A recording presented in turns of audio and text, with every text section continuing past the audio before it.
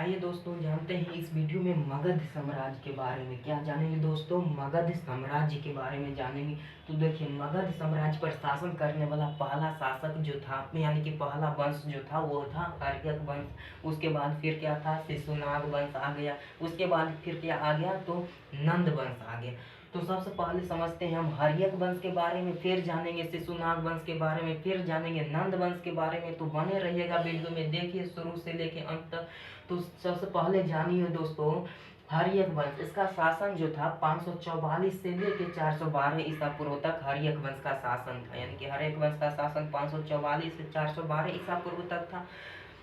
और हर्यक वंश का संस्थापक था बिंबिसार। यानी कि हर्यक वंश का जो संस्थापक था दोस्तों, ये बिंबिसार। हर्यक वंश का संस्थापक बिंबिसार। बिंबिसार।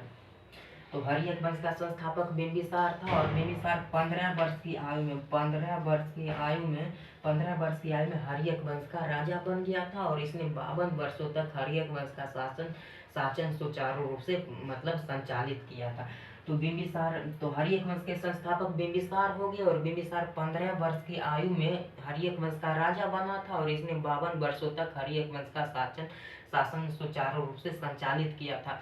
अब मतलब देखिए, बिम्बिसार अपने राज विस्तार के लिए, यानी कि राज विस्तार करने के लिए इसने शादी करना, विवाह करना प्रारंभ कर दिया था। तो विवाह करना प्रारंभ कर दिया। बिम्बिसार पहला विवाह किया था। मतलब ये जो छोटा था बिम्बिसार, मतलब चाह लिया था कि जीवन में जितना हो सके उतना शादी करना। तो बिम्बिसार ने पहला विवाह किससे किया था? कौशल महाजनपद की राजकुमारी महाकोसला देवी से किया था।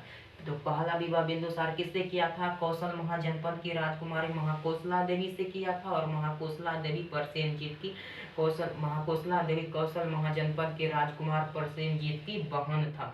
परसेनजीत का बहन था। और परसेनजीत बिंबिसार को काशी महाजनपद दहेज में दिया था। यानी कि परसेनजीत यानी कि बिंबिसार का साला।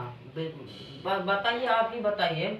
परसेनजीत की बहन थी। बिंबिसार किया शादी परसेनजीत की बहन से। तो अब बिंबिसार हो गया परसेनजीत का जीजा और परसेनजीत हो गया साला।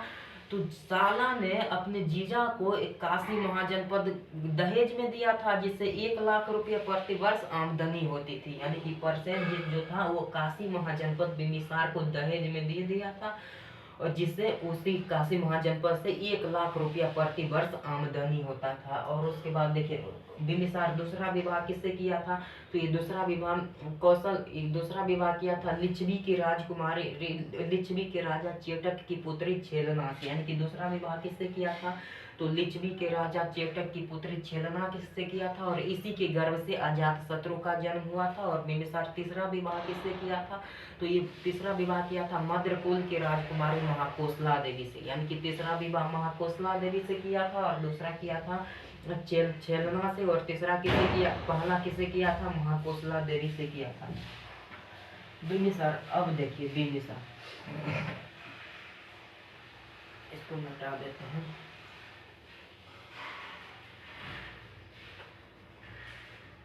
देखिए बिंबिसार,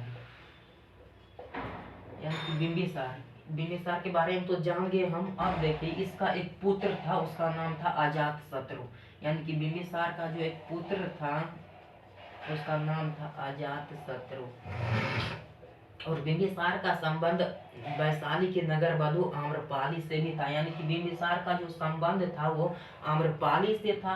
और इसका पुत्र जो था अजात शत्रु, इहो चोटा का संबंध आम्रपाली से संबंध था, इहो चोटा। यानी कि देखिए, बिंदुसार का जो संबंध था वो आम्रपाली से था, वैशाली के नगर वधु। और इसका पुत्र जो था अजात शत्रु, इहो चोटा था संपर्क, इहो मतलब फसैले था आम्रपाली। यानी कि आम्रपाली से इसको अभी चक्कर चलता था। तो अजात शत्रु को पता चल गया कि हमारे पिता भी इसी के मतलब इसी से फंसे हुए हैं, और हम भी इसी से। तो ये छोटा अजात शत्रु क्या किया कि अपने पिता को हत्या कर दिया, अपने पिता की हत्या कर दिया। और यानी कि हर्यक वंश का दूसरा राजा बन गया था। तो तो यानी कि शादी के लिए, यानी कि अजात शत्रु अपने पिता की हत्या किया था। अजात शत्रु अपने पिता की हत्या कर दिया। और फिर अजात शत्रु का एक पुत्र था उदयन। अजात शत्रु का देखते जाइएगा,